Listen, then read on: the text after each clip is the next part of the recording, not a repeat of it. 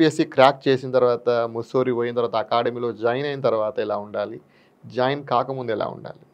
కాకముందు మనకి ఏం తెలియదండి. ఓకే. మనం అంతా మన బుక్స్లోనే ఉంటాం. అంతే. మన బుక్స్లో చదివిందే మనకి తెలుసు. మనకి రియాలిటీ అనేది ఏది మనకు తెలియదు. అవును. ఓకే, చాలా ఐడియలిస్టిక్గా చదివేసుకొని అది చేసేయాలి ఇది చేసేయాలి అని ఎన్నో కోరికలతో వెళ్ళి ముస్సోరికి వెళ్తాం. అక్కడ ట్రైనింగ్ అవుతుంది. ట్రైనింగ్లో సిస్టమ్ గురించి, హైరార్కీ గురించి, పర్సనాలిటీ డెవలప్మెంట్ గురించి ప్రతి ఒక్క ఆస్పెక్ట్లో వాళ్ళందరినీ తరువుగా ట్రైన్ చేస్తారు. ఆ ట్రైన్ అయ్యేటప్పుడు కూడా మనం తెలుసుకోవాల్సింది, ఒక ఆస్పిరెంట్గా గుర్తుపెట్టుకోవాల్సింది ఏంటి అంటే, this is just step 1. IAS ఐపీఎస్గా సెలెక్ట్ అవ్వటము లైఫ్లో ఫైనల్ గోల్ కాదు. అది కేవలం స్టెప్ 1 మాత్రమే. దానికంటే మోస్ట్ నోబుల్ గోల్ నాకు ఉన్నది ఏంటి అంటే, ఈ కంట్రీకి నేను ఎలా సర్వ్ చేయగలుగుతాను అన్నదే ప్రైమరీ గోల్.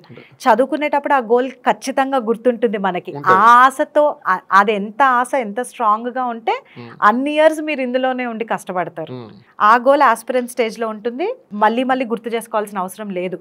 సక్సెస్ వచ్చిన తరువాత అప్పుడు మనల్ని మనం కన్ఫైన్ చేసుకొని ఇది స్టెప్ 1 మాత్రమే, నేను ఇంకా గ్రేటర్ రెస్పాన్సిబిలిటీ కోసం రెడీ అవుతున్నాను అన్న థాట్ ప్రాసెస్లో నేనుంటే నేను ఎప్పుడు మిస్టేక్ చేయకుండా ఉంటాను. చాలా మంది ఏమనుకుంటున్నారంటే సక్సెస్ వరకే అదే నా టార్గెట్ అనుకొని మర్చిపోతున్నారు. అవును, ఇంకేం లేదు, చేయాల్సింది ఏం లేదు. ప్రతి ఒక్క ఆస్పిరెంట్ కరెక్ట్ చేసుకోవాల్సింది ఏంటి అంటే, సక్సెస్ అనేది ఐఏఎస్ ఐపీఎస్ అవ్వటము, ఈ యూపీఎస్సి సిఎస్సి అన్నది ఎగ్జామ్ క్లియర్ చేయటంతో కాదు. అది కేవలం స్టెప్ 1 మాత్రమే. మీరు నమ్ముకున్న సిద్ధాంతాలను ఎక్కడా వదిలిపెట్టకుండా సిస్టమ్ని ఈజీ చేయటంలో, బెటర్ చేయటంలో మీరు ఎంత కాంట్రిబ్యూట్ చేసి రిటైర్మెంట్ అప్పుడు ఎంత బెస్ట్ ఆఫీసర్గా రిటైర్ అవుతున్నారో అది సక్సెస్. అది సక్సెస్. ఎంతమంది అది మర్చిపోకూడదు, ఎప్పుడు మర్చిపోకూడదు. అది మర్చిపోకుండా ఉంటే మనం తప్పు చేయము.